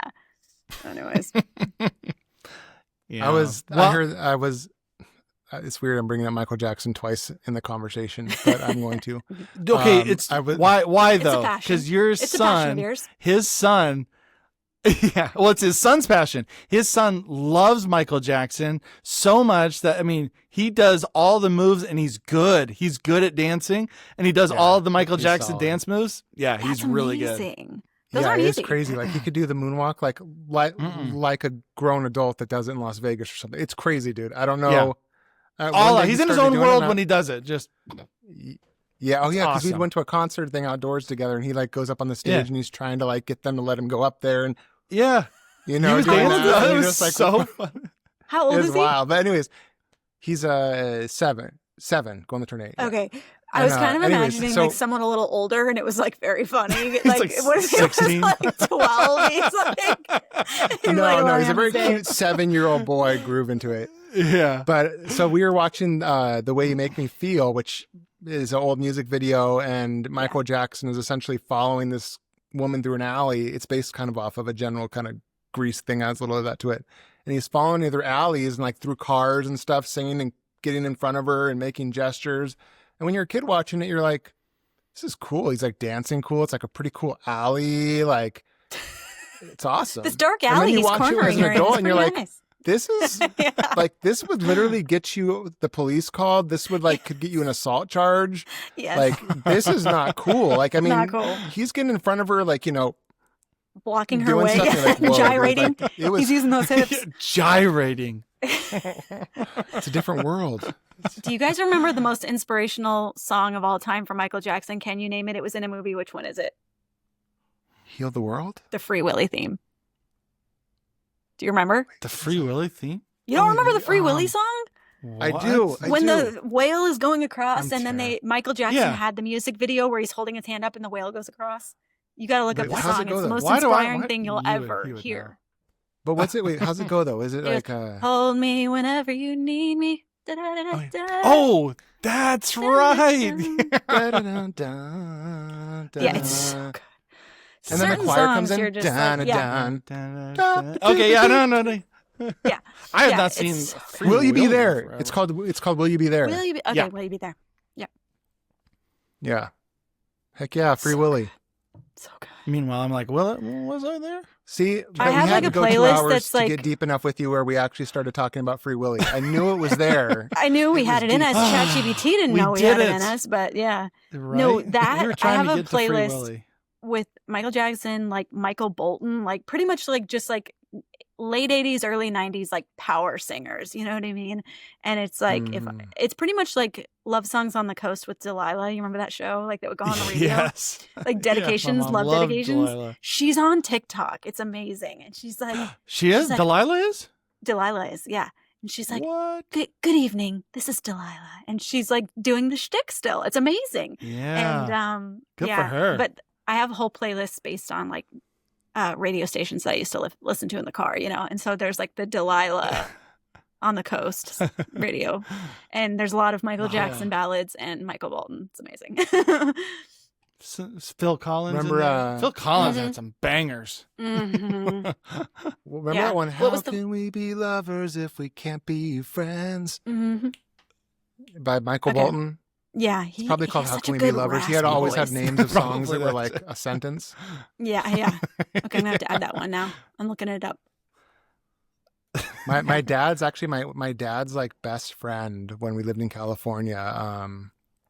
He was good friends with Michael Bolton. Like it was not cool to be good friends with Michael Bolton. Like we didn't meet Michael Bolton. He was just good friends with him. Like he had made a lot of money in the cocaine business like early in life. So he was just living like up in the mountains and had real estate everywhere. And so what you're saying is Michael Bolton did cocaine. Like that's how they knew each other. No. I mean, Jen, I'm not saying that at all. That's... Jen, I'm not saying that at all. I don't know anything about that. Michael Bolton, don't send me like any letters from lawyers. I don't know what was going on. But if you want to be on the podcast, you can come on. We can clear the air. I'm just saying that my dad's friend like had some sort of close relationship with this guy where like I love a family tie to a celebrity. Like that's really funny for some reason. It's like I don't have any of those. I don't have any family Really? ties to celebrities. Although I feel like on my living down dad's there and doing side, so many cool projects, you'd know a bunch of celebrities. I know I wish, but on my dad's side, the Hoods, like apparently the Hoods go back. One of his ancestors was a Confederate, like I think he was Confederate, which is unfortunate, but soldier. But he would like led men into army, and like the history is that his legs got blown off like with cannon, and he had his men strap him to his horse to keep going into battle. And I'm just like, this sums up my dad's side of the family so much. Like they're such masochists and just like, but also yeah, like probably a bad person as well. But yeah. Anyways, Gosh. It's weird. Family history is weird. Like people who get really obsessed with family history and it kind of becomes their identity. You know, you're like, don't go too far back, man. We cannot control what our I don't know. Yeah. Sins of your like on father. that one show when they'll tell people their history and then they'll be like, your dad or your great-great-grandfather was a mass murderer, like back in Cincinnati. And you're like, we weren't that close. Jeez. Well, I feel like we're taking up a lot of your time, Jen. This has been like more fun than it probably should have been. I think it was supposed to be more just kidding. Sometimes I come on these podcasts, I'm like, I don't know, like the whole purpose of this was to get to know you better. And I felt like we got to know you better than you could have ever done just from Free Willy and Michael Jackson and all the things. I know, this was so fun. Thank you for having me on. It was a blast to just get to chat. Yeah. And to wrap it up, you have a second edition, right? Of our book coming out. I need to get the pre-order page up. Yeah, freelance and business and stuff. So it's got new insights about pretty much kind of the how-to A to Z of how to start a freelance business. It's all just like the basics you need in one spot. There's no like, yeah. So if you're confused and you just want somewhere to start, that's the one. And it's from someone who owns it and used it. I love that it's very, very approachable. You know, like I felt like you can get pretty heavy in technical jargon and all these things and these, you know, when you're talking about like contracts and all that, but the way that you share the information makes it feel not so daunting. So that was the goal, yeah. Because I know when we were starting, we were just like, can someone just speak plainly about what this means? You know? And so that was like our goal, was to just like speak plainly about, what we'd learned. It's fantastic. I recommend it to anybody. And Amy credits you with this, Jen. Like, I don't know how much of it you wrote, but the writing is so good. You should have been because you're obviously an amazing You should write designer. a screenplay. Like, you should also just be a copywriter because your writing is so good that like you've probably sold people on the idea of becoming designers just from reading the book, because it's such a great, like, it makes you want to. I consider one like a nonfiction book like this to be good when you want to put it down constantly because you want to go do the thing. Yeah. And, that's a great. And that's how it makes you feel. You constantly want to put it down and go do stuff because it's so freaking good. Oh, that means a lot. Thanks, Dustin. Seriously. But yeah, we do. I like writing. I love writing. So it was really fun. And Aim should give herself more credit. We both co-wrote it. And it's funny. That's probably why it took twice as long. As like if one of us was doing it, we wouldn't be fighting over every word so much. But there's actually a lot of typos in the old one and just like run-on sentences. Like I'm not very good at the mechanics of writing. So this new editor, and actually I would highly recommend Stephen King's book called On Writing. If you're just one of those people who likes process books from just any kind of creative, his advice is so broadly applicable to any kind of creative, honestly. And it's also just really helpful to become a good, just general writer. So after I read that, and then we have the book editor, this new edition is going to be way more tight, but it'll also still be funny and stuff like that. So I'm excited. Good. So keep the humor in there. I like that. Yeah. Thank you all. Yeah. Thank you so much. If you're getting value from these conversations, consider joining our Patreon community. You'll get bonus content, early access to episodes, and help us keep bringing you the honest stories from creatives who figured it out. Check it out at patreon.com/creative/.